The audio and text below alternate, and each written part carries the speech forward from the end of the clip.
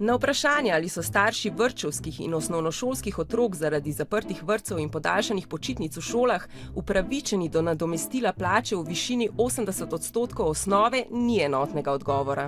Tukaj je v bistvu potrebno presojati, kdaj se gre za višjo cilo. In če je v občini organizirano nujno varstvo in če sodi varovanje tega otroka tudi pod to, potem do višje sile ta očka ni upravičen. Če pa seveda varstvo ni zagotovljeno in ga tudi ne more zagotavljati nobena druga oseba, se pravi so vrtci tudi zaprti, potem pa je do nadomestila upravičen. Če delavec opravlja delo na domu, to ni združljivo z obveznostjo varstva otroka, zato je tudi v takšnih okoliščinah treba od primera do primera presojati, ali gre za elemente višje sile in ali je zaposleni upravičen do nadomestila plače. O tem, kdaj so upravičene do nadomestila, se sprašujejo tudi vzgojiteljice, ki opozarjajo, da delodajalci od njih zahtevajo, da za obdobje, ko je vrtec zaprt, koristijo dopust. Kolikor delodajalec dela ne more omogočiti delavcu, je ta upravičen do čakanja na domu na delo, se pravi s pravico nadomestila do 80%. Glede dopusta je pa tako, dopust naj bi se vedno dogovarjal v skladu z delavcem in delodajalcem. Stališče sindikata je, da delodajalec nikakor nima pravice siliti delavca v dopust. To je nedopustno in ni upravičeno. Nekaj vzgojiteljic tudi v teh dneh hodi v službo, čeprav v njihovih skupinah ni otrok. Takšna je zahteva delodajalca. Če delodajalec ne more zagotavljati dela, lahko pa on med tem časom tudi napoti delavce na delo na domu ali pa jim da kakšno drugo upravljanje dela, če je to mogoče. In še, ali lahko vzgojiteljica, ki spada v rizično skupino, ostane doma?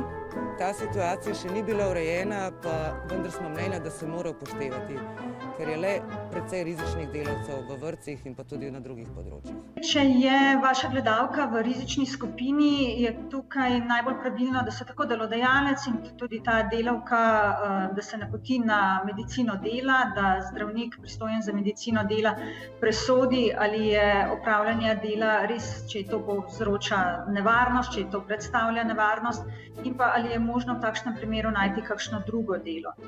Res v primeru, da takšnega dela ni možno najti in da je oseba v rizičnem stiku, ji potem pripada nadomestilo, kot če bi delala.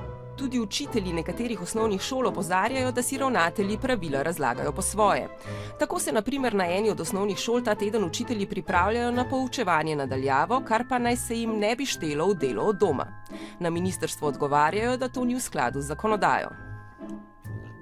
Pa bodo osnovnošolci prihodnji teden sedli v šolske klopi? Medtem ko nam šole sporočajo, da se pripravljajo na pouk na daljavo, nam na ministrstvu za izobraževanje odgovarjajo. Odločitev o tem bo znana konec tedna in je seveda odvisna od epidemiološke slike. Glede na to, da je šolanje na daljavo tudi v osnovnih šolah vse bolj verjetno, pa šole in starši opozarjajo, da mnogi še vedno nimajo primerne opreme.